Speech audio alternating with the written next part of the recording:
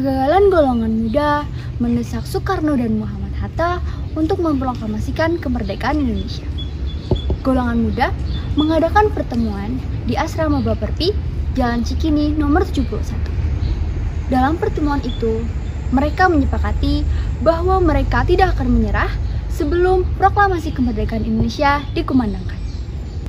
Johannur mengusulkan agar membawa Soekarno dan Muhammad Hatta keluar Jakarta. Dan hal ini disetujui oleh Hairul Saleh. Mereka pun berencana untuk membawa Soekarno dan Muhammad Hatta ke Rengas Dengklok dengan tujuan agar keduanya tidak terpengaruh oleh Jepang, sehingga keinginan golongan muda untuk memproklamasikan kemerdekaan Indonesia dapat segera terwujud. Golongan muda memilih Rengas Dengklok sebagai tempat pengamanan karena lokasinya yang cukup terpencil, sehingga menyulitkan Jepang untuk mendeteksi keberadaan Soekarno dan Muhammad Hatta. Di Rengas Dengklok terdapat markas peta yang perwiranya sangat mendukung perjuangan kemerdekaan Indonesia, sehingga Rengas Dengklok dianggap sebagai tempat yang paling aman dan cocok untuk mengamankan Insinyur Soekarno dan Muhammad Hatta. Selama Soekarno dan Muhammad Hatta berada di Rengas Dengklok, kehebohan terjadi di Jakarta. Hal ini karena kedua tokoh tersebut tidak menghadiri sidang PPKI yang seharusnya dilaksanakan pada 16 Agustus 1945 pada jam 10 pagi. Dan akhirnya sidang tersebut dibatalkan. Ahmad Soebardjo mengira hilangnya kedua tokoh ini merupakan campur tangan dari penguasa militer Jepang. Dan ia pun menanyakan masalah ini kepada Gunsei Kanbu. Tetapi Gunsei Kanbu menyatakan bahwa mereka pun tidak mengerti di mana keberadaan Soekarno dan Muhammad Hatta. Di Rengas Dengklok, Soekarno-Hatta menghadapi desakan pemuda yang semakin kuat. Mereka pun tetap tidak bersedia memproklamasikan kemerdekaan tanpa persetujuan PPKI. Sikap Soekarno melunak setelah terjadi perbincangan dengan Soedanco Singgi, dan ia pun bersedia memproklamasikan kemerdekaan setelah kembali ke Jakarta. Berita ini dikabarkan kepada Wicana yang berada di Jakarta, dan ia pun mengadakan kesepakatan dengan Ahmad Soebardjo bahwa proklamasi kemerdekaan akan segera dilaksanakan di Jakarta. Berdasarkan kesepakatan dengan Wicana, Ahmad Soebardjo segera berangkat ke Rengas Dengklok untuk menjemput Soekarno dan Muhammad Hatta. Di Rengas Dengklok, keraguan golongan muda atas pelaksanaan proklamasi kemerdekaan belum usai. Ahmad Soebardjo memberikan jaminan bahwa proklamasi kemerdekaan paling lambat dilaksanakan di Jakarta pada 17 Agustus 1945 pukul 12 siang setelah melalui perundingan cukup lama. 2. Perumusan teks proklamasi kemerdekaan Indonesia. Setibanya di Jakarta, Soekarno dan Muhammad Hatta berencana melakukan pertemuan dengan anggota PPKI di Hotel Des Indes. Ternyata, pertemuan tidak bisa dilaksanakan karena tidak ada izin dari Jepang. Soekarno kemudian menemui Mayor Jenderal Nishimura atau Kepala Urusan Umum Pemerintahan Jepang di Indonesia. Pertemuan itu bertujuan menelaah sikap penguasa Jepang terhadap rencana persiapan kemerdekaan Indonesia. Pertemuan tidak menghasilkan kesepakatan karena Jepang tidak lagi memberi izin kepada PPKI untuk aktivitas. Nishimura beralasan bahwa sejak 16 Agustus 1945, Jepang sudah harus tunduk kepada perintah sekutu dan tidak boleh mengubah status hingga kedatangan sekutu di Indonesia. Soekarno mengingatkan kepada Nishimura bahwa Jepang telah menyerah kepada sekutu.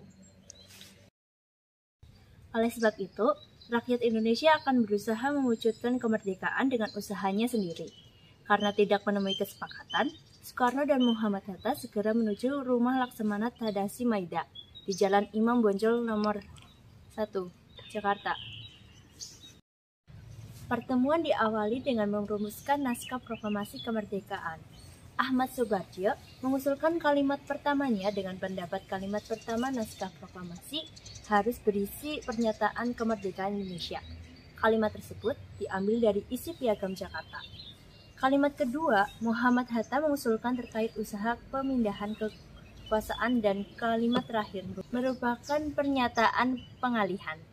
Selanjutnya ditulis oleh Soekarno pada secarik kertas. Kemudian Soekarno menemui tokoh-tokoh lain yang sudah menunggu untuk meminta persetujuan tentang perumusan naskah proklamasi.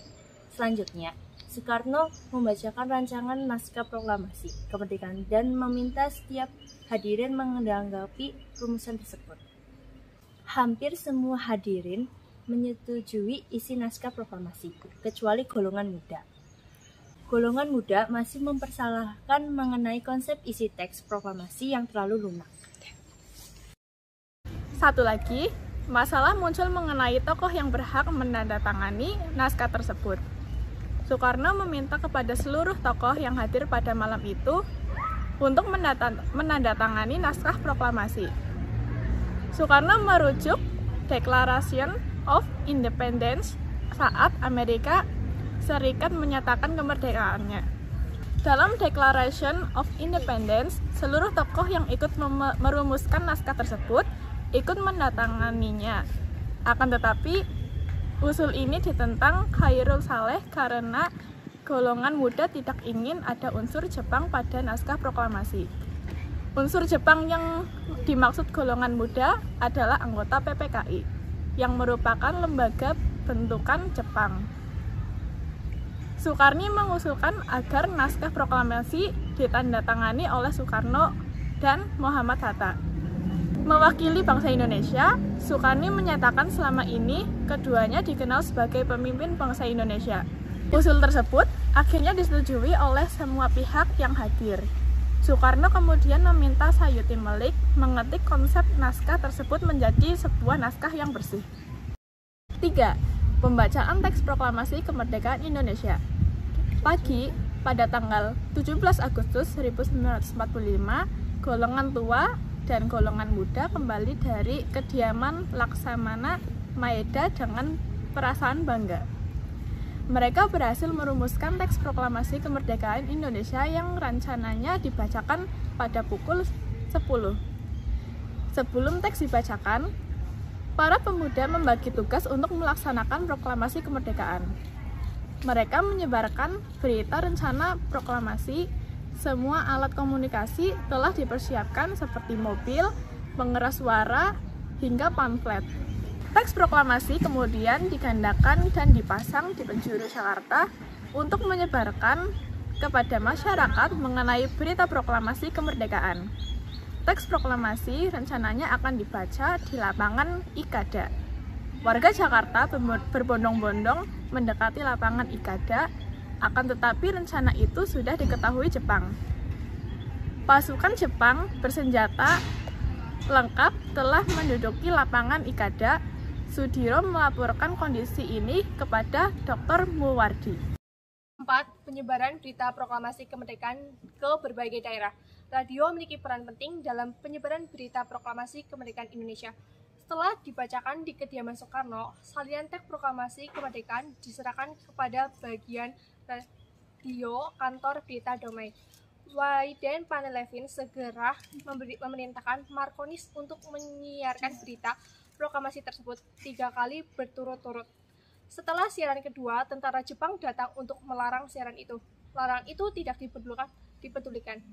Penyebaran berita proklamasi kemerdekaan Indonesia oleh kantor berita Damai ternyata berdampak bagi bangsa Indonesia dan Jepang. Dampak penyebaran berita proklamasi kemerdekaan sebagai berikut.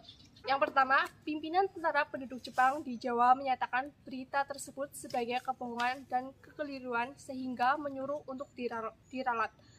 Akhirnya, 20 Agustus 1945, Jepang menyegel kantor berita Damai dan semua pegawainya dilarang masuk.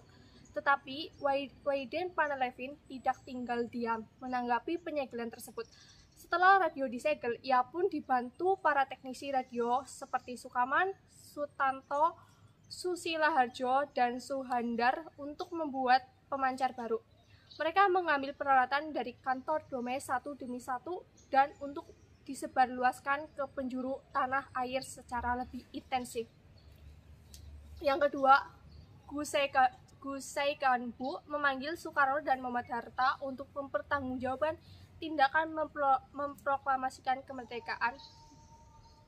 Mereka memerintahkan agar kedua tokoh itu membatalkan proklamasi kemerdekaan Indonesia yang telah terlanjur dibacakan. Akan tetapi, Soekarno dan Muhammad Hatta menolak perintah tersebut dengan tegas. Yang ketiga, Jepang mendesak PPKI agar segera bersidang.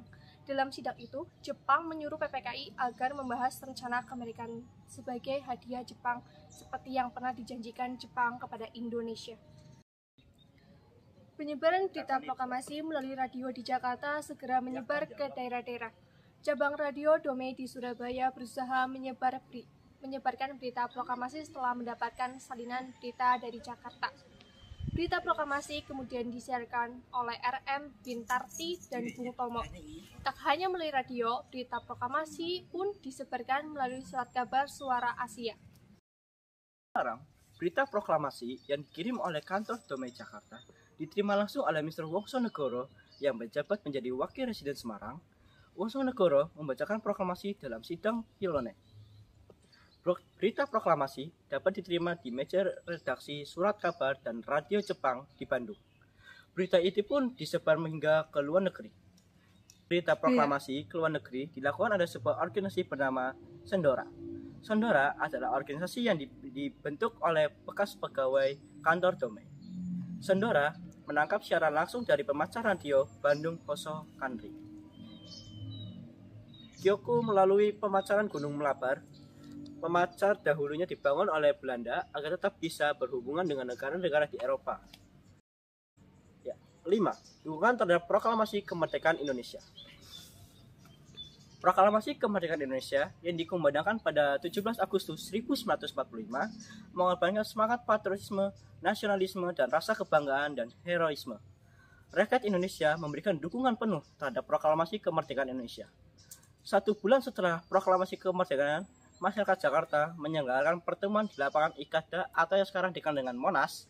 Pertemuan ini dikenal dengan Rapat Raksasa Ikada.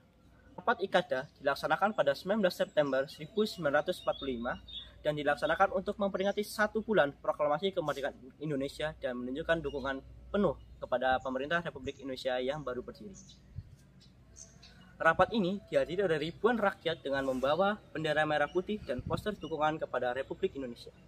Rakyat menuntut untuk mengisi kemerdekaan Indonesia dan menunjukkan pada dunia internasional bahwa kemerdekaan Indonesia bukan hadiah dari Jepang, melainkan hasil perjuangan seluruh rakyat Indonesia. Rapat tersebut berlangsung dalam waktu singkat karena Jepang telah menyerahkan pasukannya dengan persenjataan lengkap untuk menghindar bentrokan dan beberapa menteri memilih tidak berlama-lama di lapangan Ikada. Soekarno kemudian memberi pidato singkat berisi beberapa hal berikut. Yang pertama, meminta dukungan dan kepercayaan rakyat terhadap pemerintah Republik Indonesia dan meminta rakyat untuk mematuhi kebijakan-kebijakan pemerintah secara disiplin dan memerintahkan rakyat untuk bubar dan meninggalkan lapangan dengan tenang.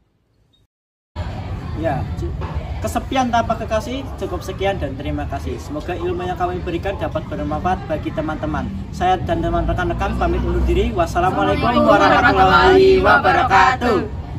Terima kasih.